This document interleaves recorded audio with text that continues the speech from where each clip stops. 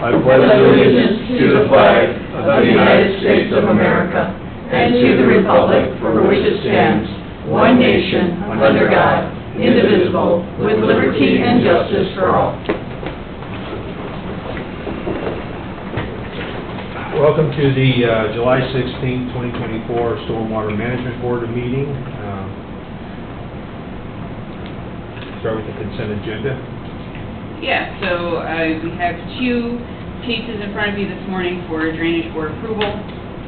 First case is docket number SN24-0012, NIPSCO. This is to install a gas service line across or under Kemper Ditch Arm 24. And that address is 1153 North, 325 East in Chesterton. And the purpose is to provide a gas service to a single-family residential home being constructed at that location.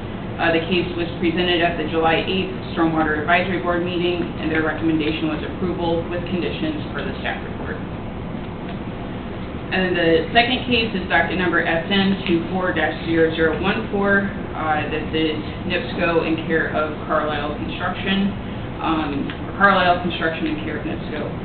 This is to install an underground fiber line via directional bore under Peregrine Ditch Arm 1, Holstitch, and Cherry Hill subdivision. There was two motions that came out of SWAB for that. The first one was approval per the staff report for the crossing of Peregrine Ditch and Peregrine Ditch Arm 1 along the north side of US 30 with conditions per the staff report, so that was approval. And then the second motion was to continue the crossing of Holstitch and within Cherry Hill subdivision and to continue the case due to the lack of information. So those were the two motions for that case. I move that we approve the Drainage Board consent agenda. Second. I have a motion and a second for approval. All those in favor say aye. Aye. Those opposed, same sign. Motion approved. Consent agenda, Stormwater Management Board. We have two claims this morning, one for Dog Lake Ditch in the amount of $500.00. The second is Kemper Ditch in the amount of $1,800.00. I move that we approve the Stormwater Management Board consent agenda. Second. We have a motion for approval of the Stormwater Agenda Management Board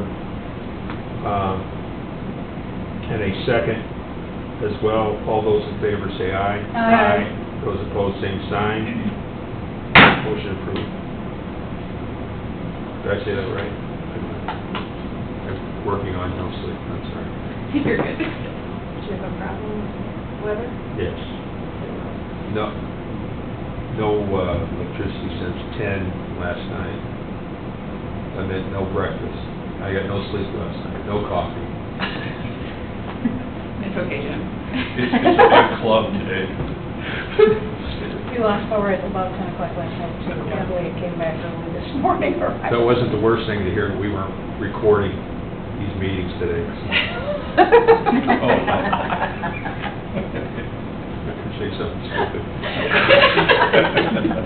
It's going to happen. It's going to happen today. I can Well, hopefully we can be out of here in time for you to get a coffee before the commissioners meeting. nap. Yeah. Starbucks. Be in the I should have called that. I should have. Yeah. All right, we're the Stormwater Management Board, Stormwater Program Managers Report.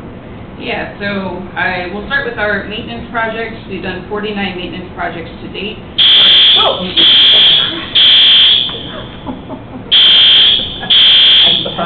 You're having all sorts of fun this morning. See, this is what I mean. You're not even going to have to look We shouldn't even open the building today. No, Jim, come on, Go man. home. You should have just said. Everybody needs to go home. Let's do it. Let's do it.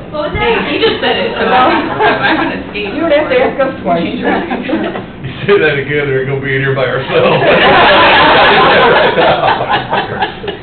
Just these blurs going out the door. We were Wizawadi out in the hallway. See you later. Good luck. I'm sorry. No, it is not your fault. So, 49 maintenance projects to date for an average contract value of $9,579.90. The reason why that's a little bit higher than what it typically is that includes some storm sewer and drainage tile repair and reconstruction projects. So I know we have previously talked about 704 Imperial, Michael Bell, I believe he contacted you, Commissioner Biggs, installing a short storm sewer run because of a failed storm sewer in his backyard. Hudson Ditch Arm 1 by Sedley Road, so from Sedley Road east to the outlet, that drain tile has failed and is in need of reconstruction. So some of those work orders, that's why that's bringing that average contract value up much more than what we've seen in past years. And then for our two major capital improvement projects, Carriage Hills, they're about halfway through with the storm sewer mainline installation. They set structure 108 yesterday. Luckily, we're getting into the more shallow portion of the storm sewer run and smaller diameter pipe.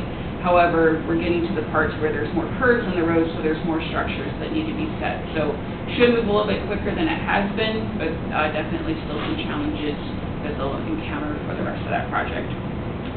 But the good news is Sable Drive, and this is in Salt Creek Valley Commons subdivision, all the storm sewer and underground infrastructure has been installed, and that includes the curb under drain, the dig out and subgrade treatment type 2, so that's the road sub base, was completed last week, and there was no undercuts needed, so no subgrade treatment needed. The soil was a really hard clay, which has typically not been seen in the South Haven area. So that project went very well. They're forming curb today, and then we'll be pouring the curb tomorrow. And then they're currently on the schedule to pave that on July 27th. That is Saturday, if you're looking at it, but it's allowed in the contract, so it's not a problem. But that project should be substantially complete by the end of the month. So very exciting. That has moved along very well. So that is my stormwater. Before you Yeah. you get into the bridge report, at your office, I believe Mr. Jabo and I had some conversations the gentleman's name escapes me right now, on Meridian Road. Matthew Clark? Yes. Yes. So we met, Attorney McClure. We had a meeting with Mr. Clark's attorney, and Mr. Jabo, and Chelsea, and discussed our plans to move that forward, and we have a plan in place, and I think we're on the next phase of that, which will be attempting to get the surrounding property owner into a meeting again with Mr. Jabo, Chelsea, and myself to see if we can't help expedite some sort of easement access. Any idea what the odds of that happening are? I believe that Mr. Clark it will happen. The exact process is to be determined, but there's a couple of options. He's a young guy, isn't he? Yes. I've never met him. Yeah. Of a young family, seemed very pleasant to deal with. Yeah, no, he has been really good to deal with. And then his neighbor to the north is Mike Norman. That's another name that might come up as a part of this. And I know Norman and Clark have been working quite Well, you know we've had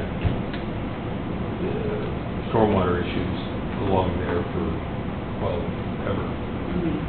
In the back of these properties, especially. I mean, no fault of ours, it's just, those houses were built before you were born. So, but anyway, yeah, I'm glad to see this moving. Yeah, Thank yeah. you. You're welcome. Any other questions on stormwater? Bridge report. Just speak up, because they're The microphone's not working. Okay. So the only update I had to our list was adding Bridge 1016. Originally, I just had the river crossing since this was a storm water meeting, but I take it you'd like to hear about all of our bridge projects, if I'm correct? Okay.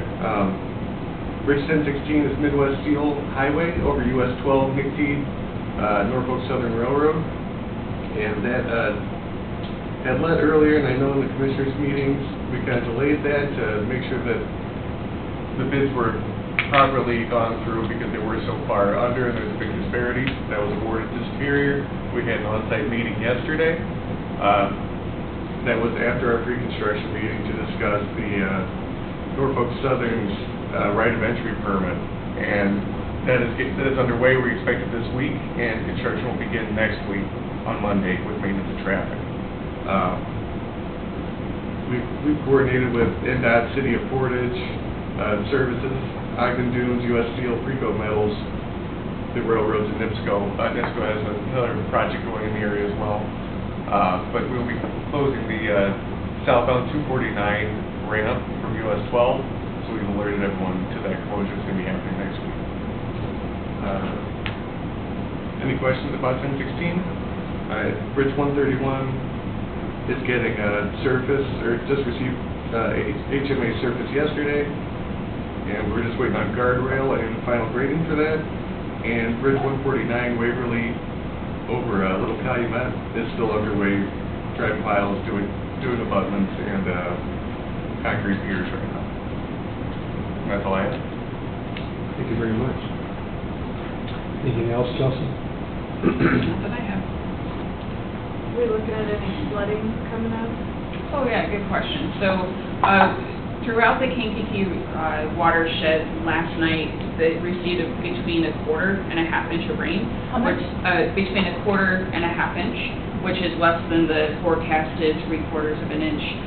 At Dunn's Bridge, the forecast crest on Thursday is 11.3 feet, so a little bit higher than the 11.1 yesterday, but luckily that's still within minor flooding stage or right into moderate flood stage, so it shouldn't be really any impacts projected at this point. So I'm glad that we didn't receive another inch or two like we had Saturday and Sunday night, because otherwise it would have been a different story. But yeah, so as far as flooding, like I said in my email that I sent out yesterday, I expect to still see standing water in the low-lying areas, the swales, drainage ditches, but I don't anticipate to see really any major problems at this point.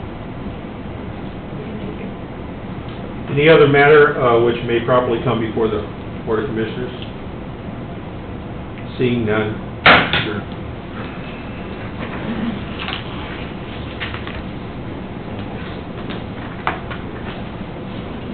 Thanks, Chelsea. Thank you. Thanks, Mark. Coffee time. Part of one of the people, and then you